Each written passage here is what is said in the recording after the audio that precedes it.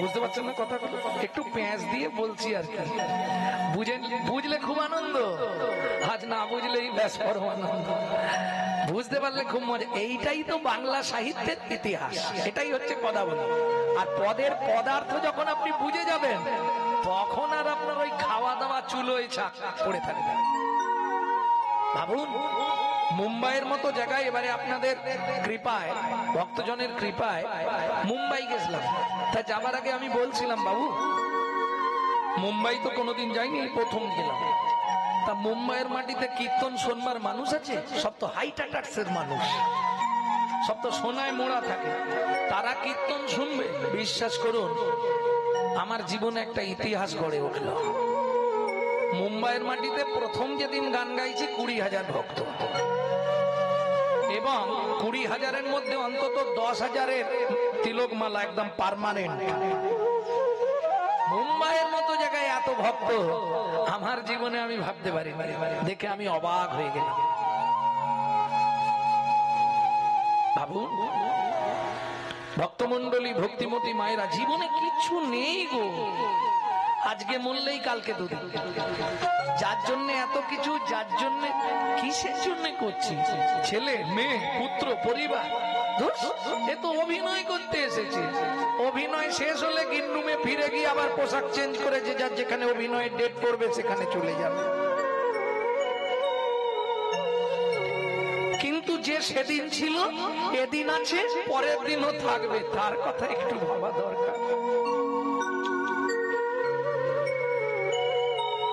আমি তো তোমারে চাহিনি জীবনে, তুমি অভাগারে চেয়েছো, তুমি অভাগারে চেয়েছো। আমি তো তোমারে চাইনি জীবনে, তুমি অভাগারে চেয়েছো, তুমি অভাগারে চেয়েছো। যদিও আমি তোমার পথে যাচ্ছি না, তবু তুমি বারবার আমাকে ইঙ্গিত করছো, আয় আমার কাছে আয়। কিন্তু আমি এমন দুর্ভাগ্য, এই মায়ার কবলে কবলিত হয়ে তোমার চরণ ভুলে গেছি। কি করব বলো? আমি জানি তুমি সর্বত্র, অরূপ স্বরূপ, সগুণ নির্গুণ, দয়ালো ভয়ালো হরি হে।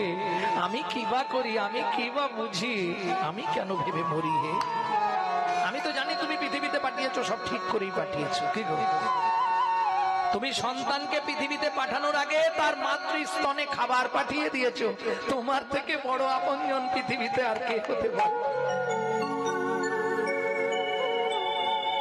তাই না? আমি যাবার আগে আমি কি খেয়ে বাঁচবো তার সন্ধান তুমি করে দিয়েছো।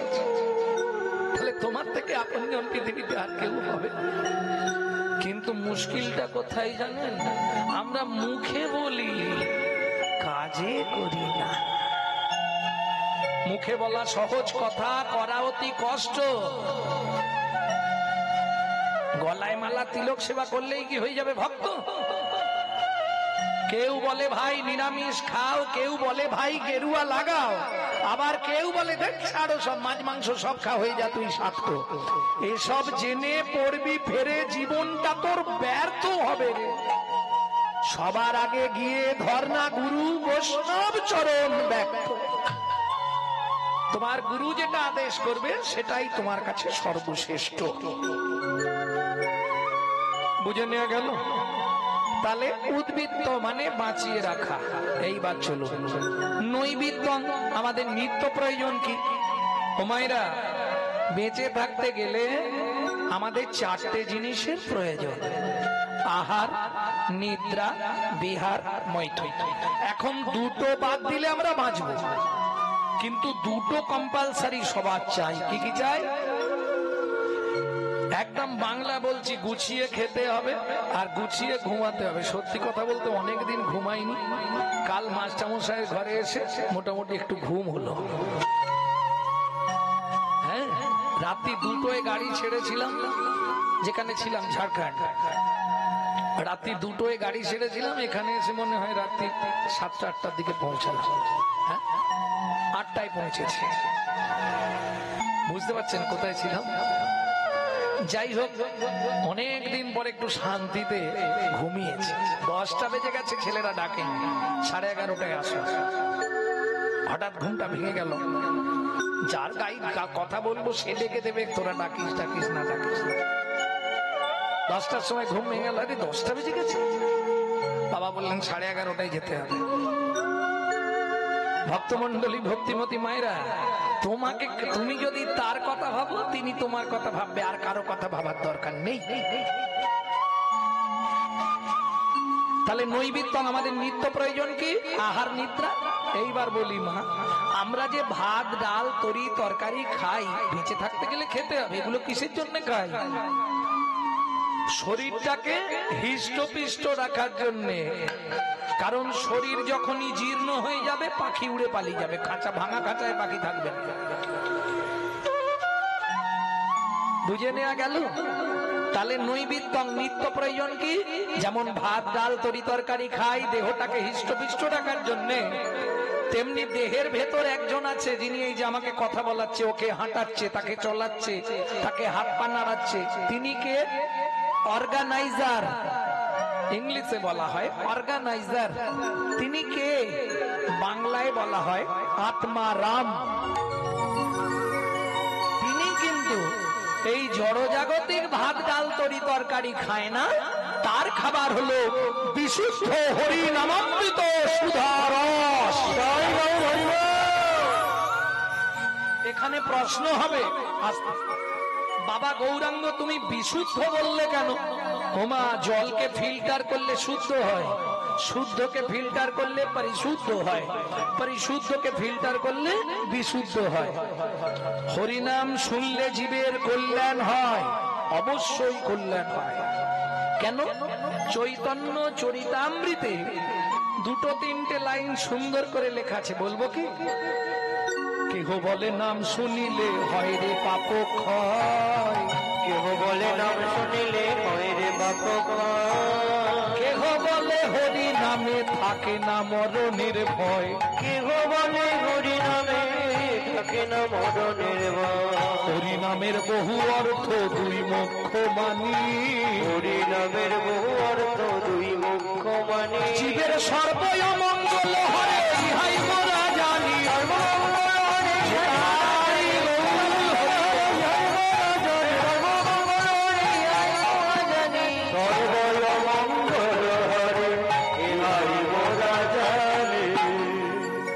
হরিনামের বহু অর্থ দুই মুখ্য মানি, জীবের পাপ অমঙ্গল হরে ইহাই মোরা জানি।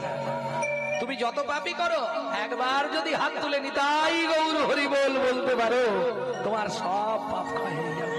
কলিযুগে এটাই রীতি।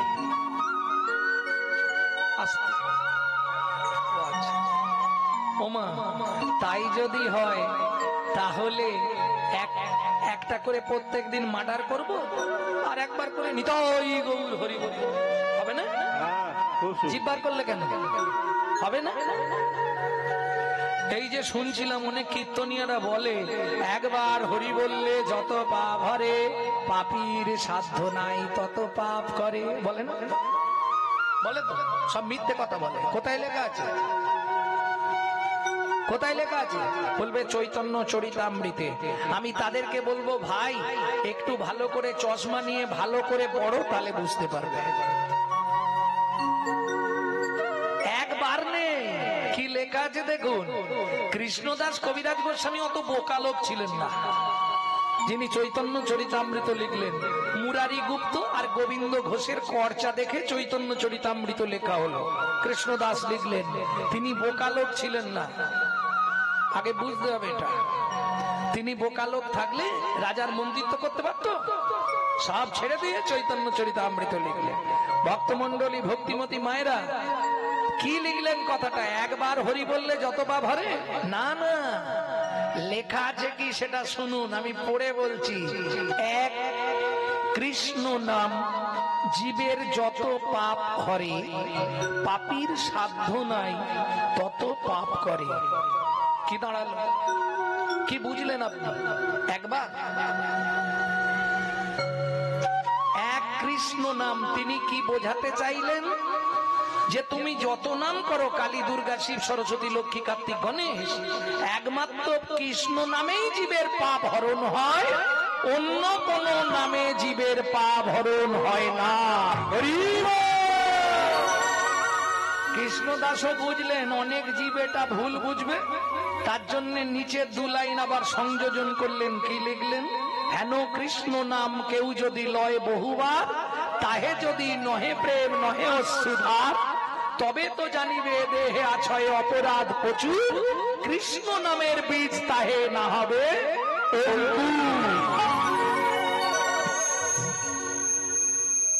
নামনি হচ্ছে। ভক্তমন্ডলী, ভক্তিমতী মায়েরা, তাহলে বুঝে নেওয়া গেল তো নৈবেদ্যং আমাদের নিত্য প্রয়োজন কি?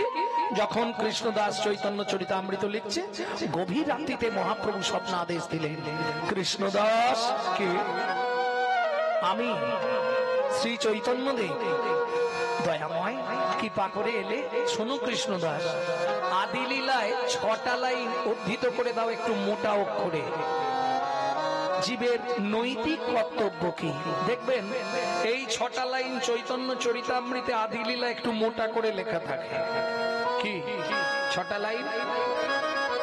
7 5 মিলি নিজ দাঁড়েতে বসিয়া, 7 5 মিলি নিজ দাঁড়েতে বসিয়া, কীর্তন করো সবে করতালি দিয়া, কীর্তন করো সবে করতালি দিয়া।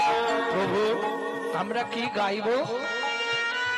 16 নাম 32 অক্ষর হয় মহামন্ত্র, 16 নাম 32 অক্ষর হয় মহামন্ত্র, যাইয়া গৃহেতে যত হইয়া স্বতন্ত্র, যাইয়া গৃহেতে যত হইয়া স্বতন্ত্র।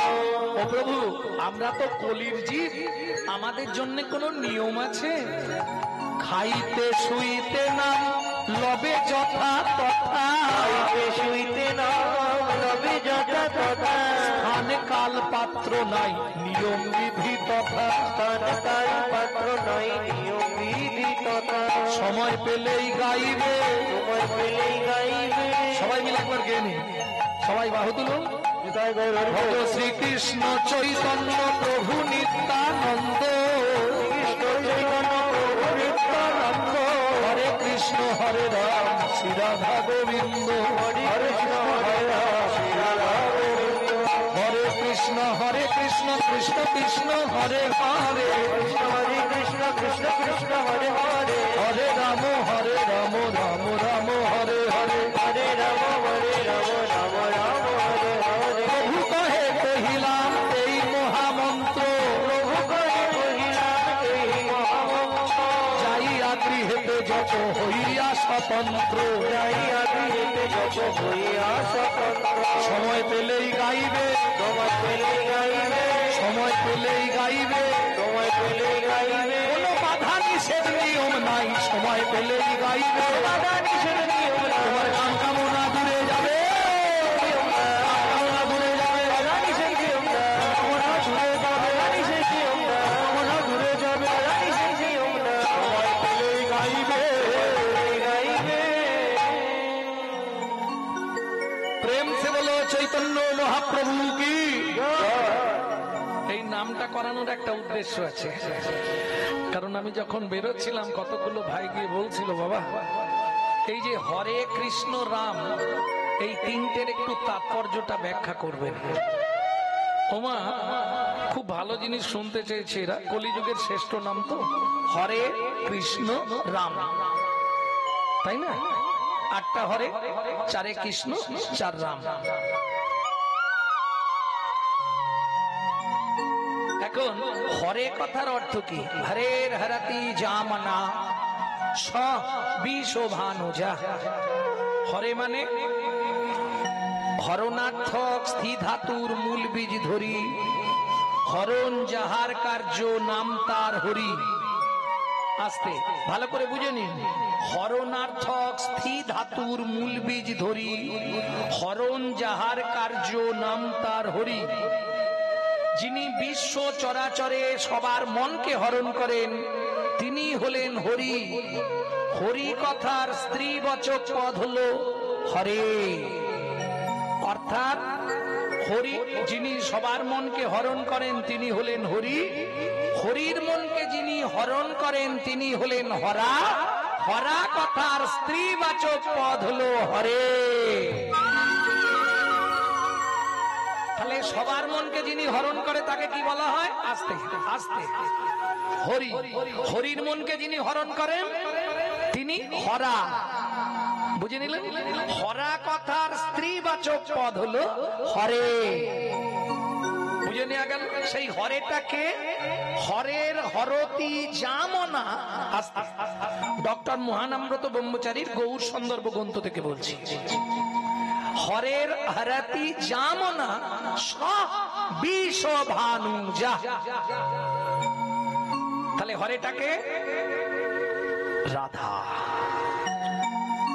সহজ হলো বুঝতে? কি হলো, উঠে যাবে কেন?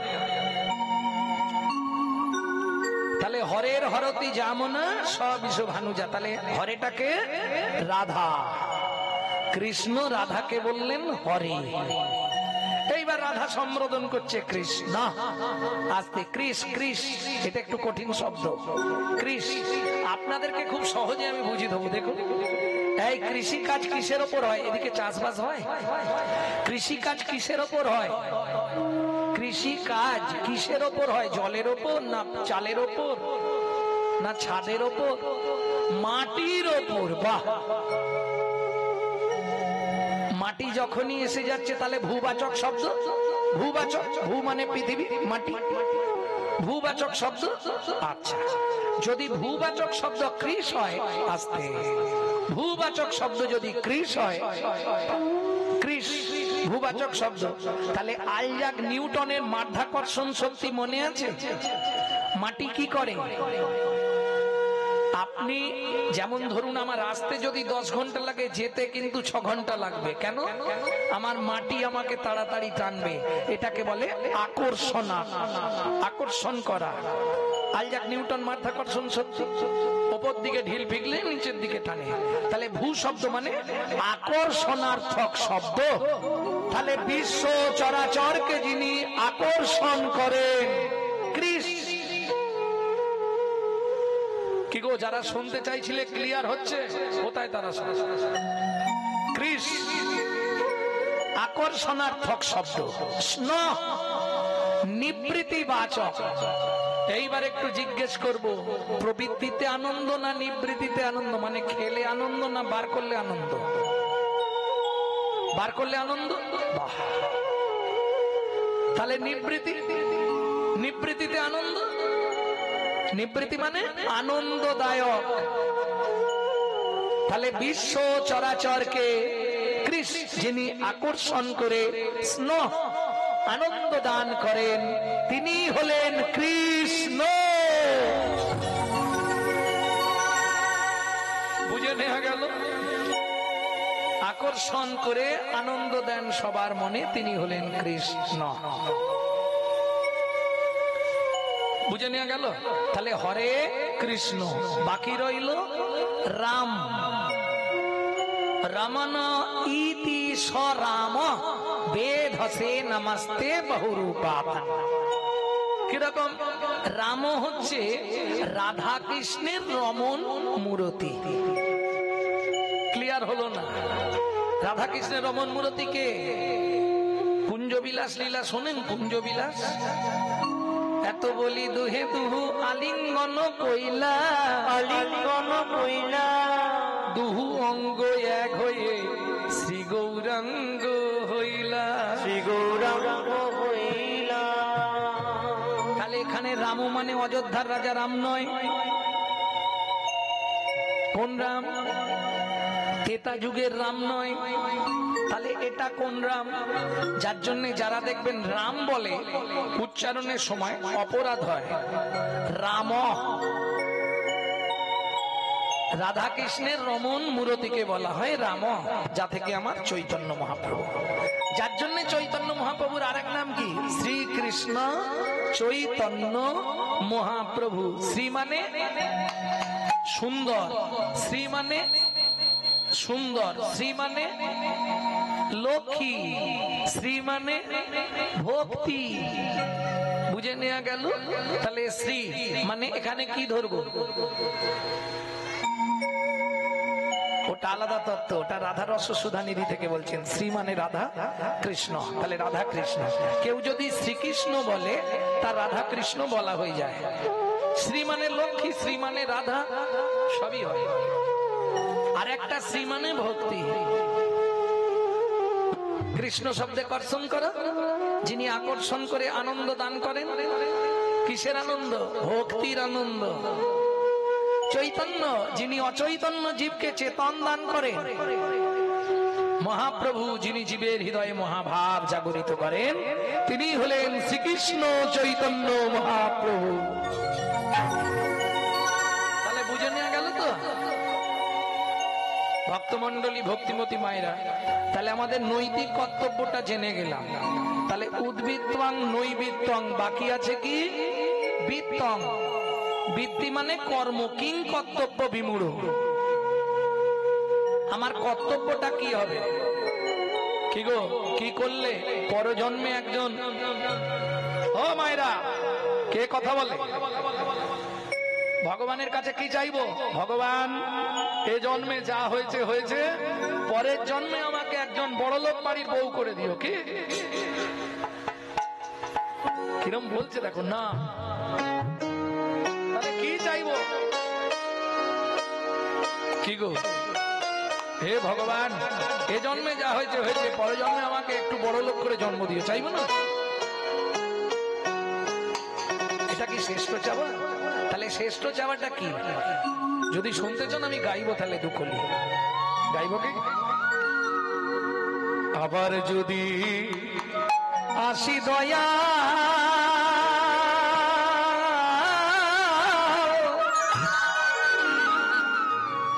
এ ভব সংসারে,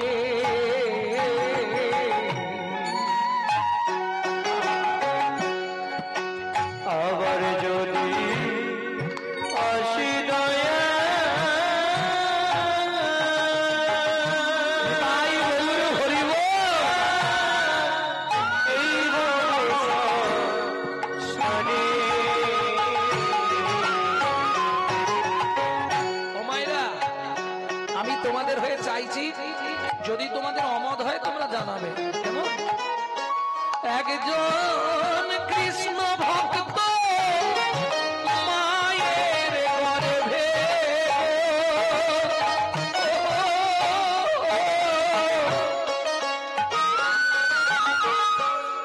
জন্ম দিও মোরে।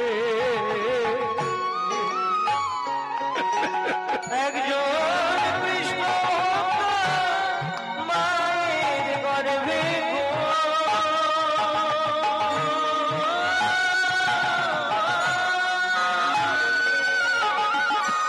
জন্ম দিও মোরে।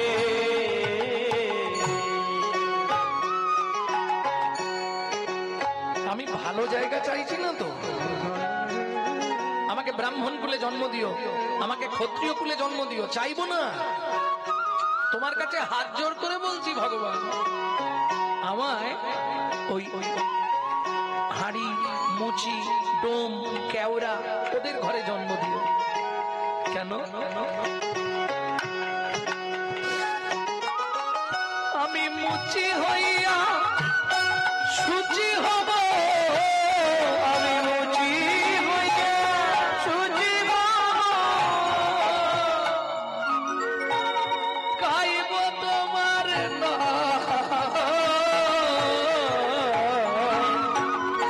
তোমার মতো নেই গো আপন দয়াল, তোমার মতো নেই গো আপন দয়াল